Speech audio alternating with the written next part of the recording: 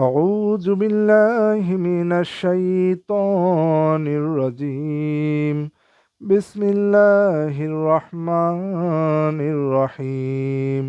সম্মানিত সুধী, আজকে আমরা যে বিষয়টি নিয়ে আলোচনা করব সেটি হচ্ছে হিজরত।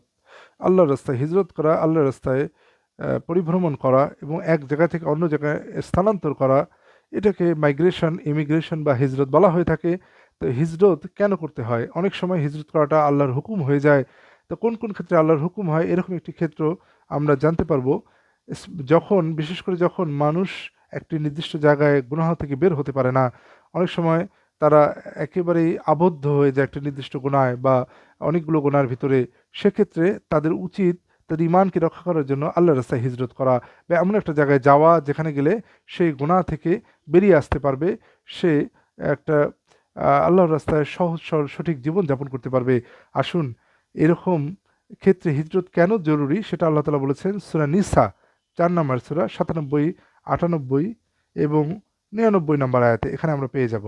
চলুন, ৯৮ নম্বর আয়াত, সূরা নিসা ৪ নম্বর সূরা ৯৮ নম্বর আয়াত, ৯৭ নম্বর আয়াত। বিসমিল্লাহির রহমানির রহিম।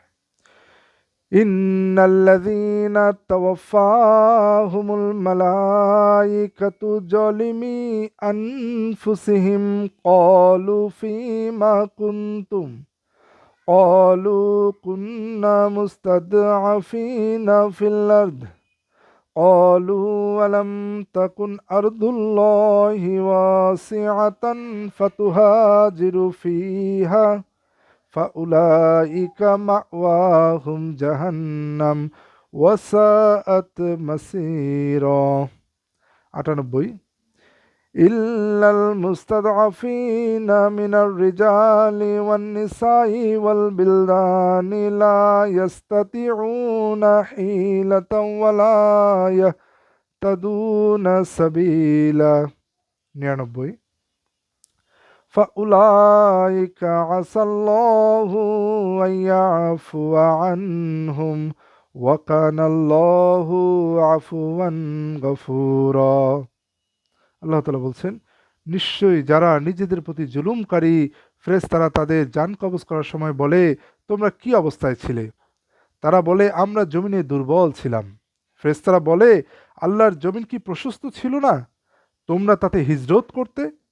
সুতরাং ওরাই তারা যাদের আশ্রয়স্থল জাহান্নাম, আর তা মন্দ প্রত্যাবর্তন স্থল।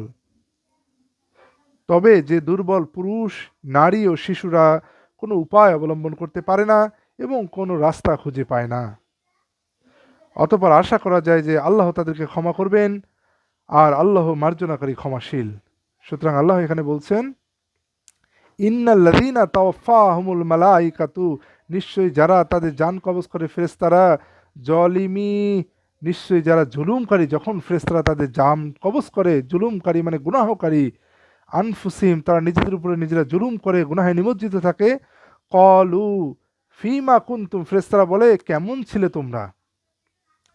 ক্বালু কুন্না মুস্তাদআফিনা ফিল আরদ, তখন তারা ফেরেশতার প্রত্যুত্তরে বলে, উত্তর দেয়, আমরা এই দুনিয়ায় বড়ই দুর্বল ছিলাম। তখন ফেরেশতারা বলে, ক্বালু আলাম তাকুন আরদুল্লাহি ওয়াসিআতান ফাতুহাজিরু ফিহা, তারা বলে, ছিল নাকি আল্লাহর জমিন প্রশস্ত যেখানে তোমরা হিজরত করতে? ছিল নাকি আল্লাহর জমিন প্রশস্ত যেখানে তোমরা হিজরত করতে? তোমরা নিজের উপর জুলুম করেছিলে এখানে, তাহলে এমন জায়গায় চলে গেলে না কেন যেখানে তোমরা জুলুম থেকে বের হয়ে যেতে, আল্লাহর রাস্তায় চলতে পারতে, তোমরা সঠিকভাবে চলতে পারতে? আল্লাহর জমিন কি প্রশস্ত ছিল না? সুতরাং এই সমস্ত ক্ষেত্রে আল্লাহ তাআলা হিজরত করাটাকে জরুরি করেছেন। তবে হ্যাঁ, ৯৮ বলেছেন, তবে যেসব দুর্বল পুরুষ, নারী ও শিশুরা কোনো উপায় অবলম্বন করতে পারে না এবং কোনো রাস্তা খুঁজে পায় না, ৯৯ বলেছেন, অতঃপর আশা করা যায় আল্লাহ তাদেরকে ক্ষমা করবেন, আল্লাহ মার্জনাকারী ক্ষমাশীল।